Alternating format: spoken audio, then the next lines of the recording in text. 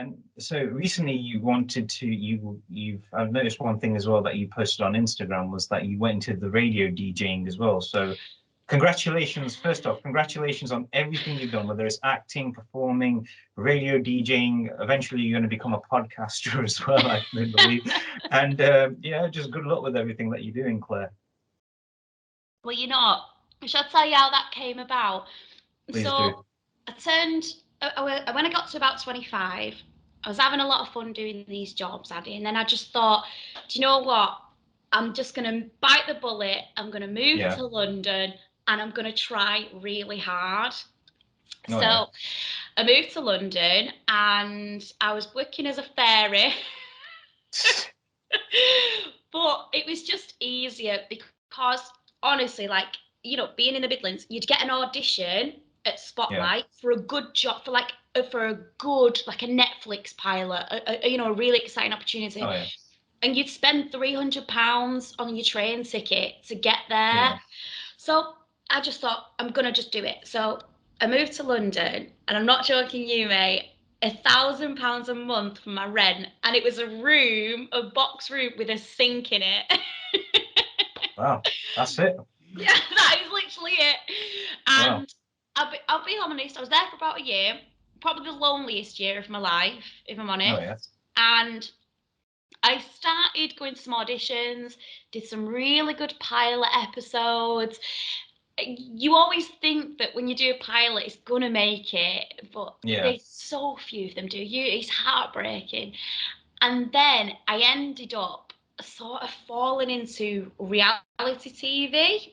And it was okay, but I'm going to be completely honest. I don't really talk about this, but I ended up being lied to by a production company, and I devoted a lot of time to one of their projects, and it turned out to be a big hoax. And I understand. I'm going to be honest with you, that set me back a lot, and that was a really difficult time for me because you know, as actors, we give everything, don't we? And then, you know, for a production company to lie and for it all to actually be, it turned out to be a prank show.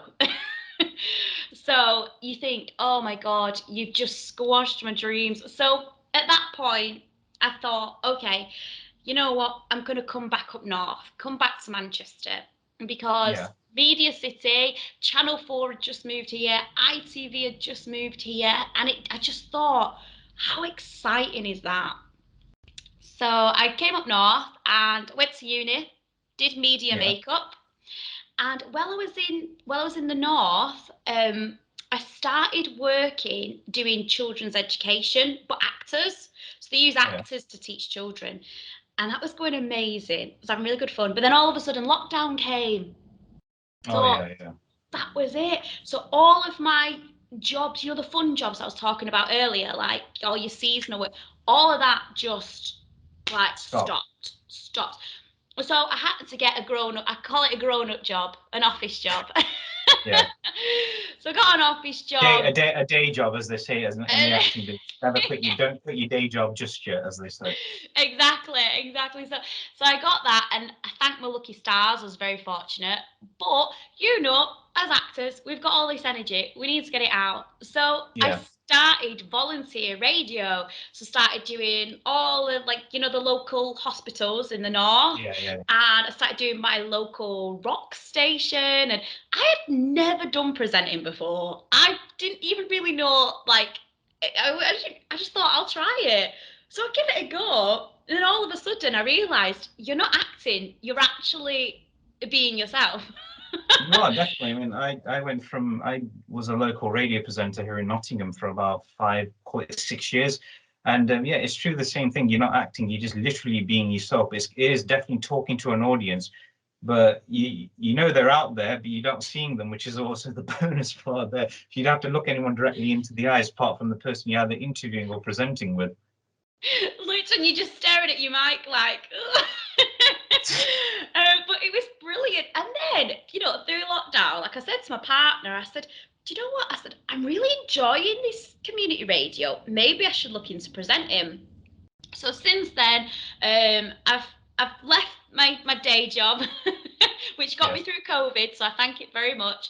And now I'm presenting full time for shopping channels. So it's funny how COVID can actually just put a little bit of a spin and almost think, oh, okay, well, have you tried this route? Have you tried presenting as an option? And it's worked out well.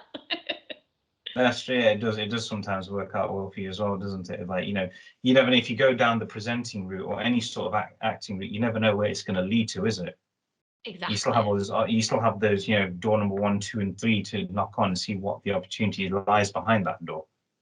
Oh, literally. And you know what? There were moments where, I know we would have all felt it, but in lockdown, like I was sat here on my laptop doing my grown-up job. And there were Yeah. moments where I just thought to myself, like, you get so low because you think, this isn't my passion. This isn't what I want to do. And you feel so down. And you just got to keep thinking it's not going to be like this forever. You just got to keep working at it. It's true. It does get like that, doesn't it? But it's like, you feel like last thing you want to do is let your passion escape from you, isn't it? Oh, that's it. I just think to Because that'd myself, be the worst thing ever. yeah, and literally, like I said earlier, no matter what your passion is, if you can turn it into your career as well, I mean, for me, that's, you've reached exactly the top, you know what I mean? Yeah, definitely. I totally agree with you on that one. So, and roughly how long have you been a DJ, a radio DJ? So I started literally within 6 months of lockdown because I know at first they were really, really wary about having people in the studio. But then after that Yeah. first initial lockdown, then you could start going in. And I just remember thinking, I'm going to be rubbish at this. But then you give it a go, and then actually, when you relax a bit, everyone's capable of doing it because it's just your personality. You're just chatting away. Yeah, that is true. But obviously, like I've always said about yourself, Claire, and I do mean this complimentary, you're always bursting with enthusiasm, and nothing has changed even since that day I bumped into you outside the agency office. It hasn't changed one single bit. But yeah, hats off to you for everything.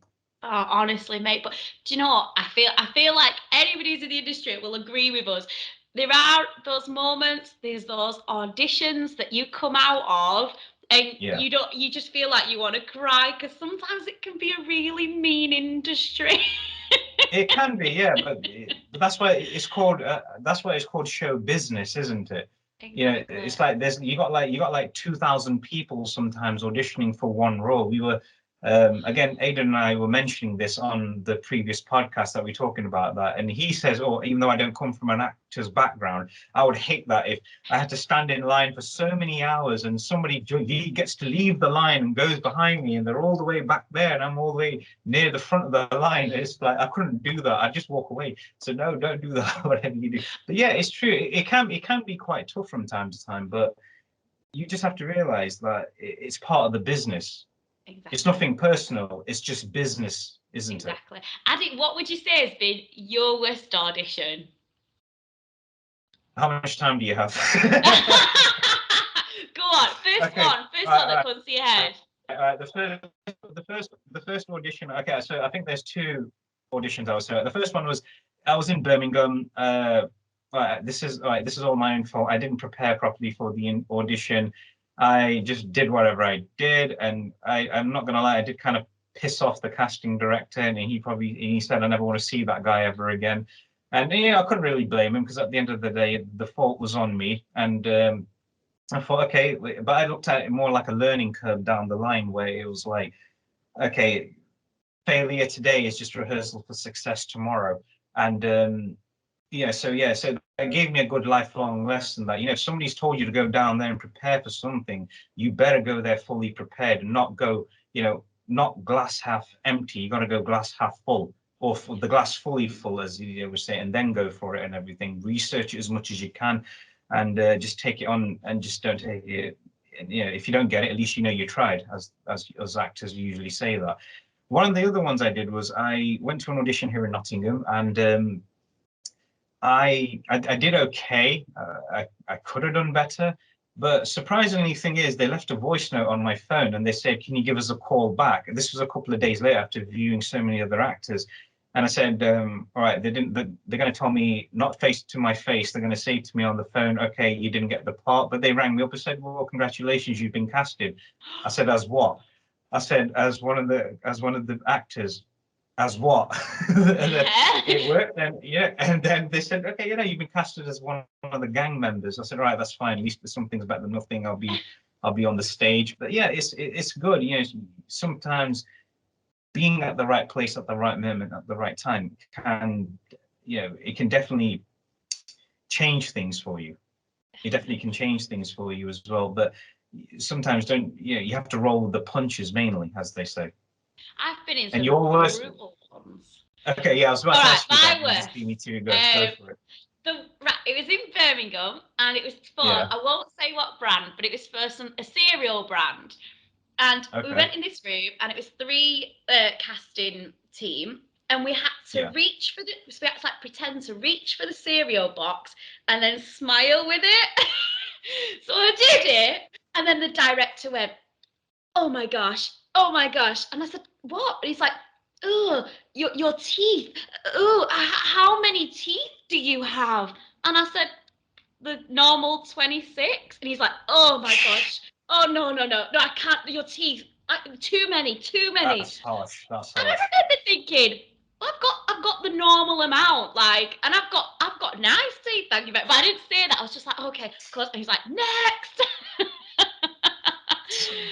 And it's brutal. I was at one about just before COVID, Yeah. and it was a Manchester casting, and then I Oh, walked yeah. in, and then they were like, "Oh, by the way, can you do? We actually want you to do a Geordie accent." And that's my one I can't do. Go on, give it a try. Let's see what you got. Well, the Let's see. only word I kept saying was conjunctivitis, like. What does that mean? Exactly. Yeah. It does not sound conjunctivitis. And I think they just looked at me like, and I was like, I didn't know it was Jordan. It's the one I can't do. Oh, no, that's actually one of the worst things ever. When you go to an audition, they tell you to put on an accent that you couldn't do. One of the things I couldn't do in that audition that I screwed up, where I could definitely hear them saying, "I don't want to see that guy ever again." I couldn't do the Manchester accent properly at the time, but then over time I just kind of developed it slowly. I was like, "Oh yeah, mad for it." You can do it now. Slightly clear, not as good as you, but it's mad for it. I think the only accent I can do properly is probably the Cockney accent, I would say, or a posh British accent. Well, that's common in every actor's arsenal, isn't it? Doing a common posh British accent.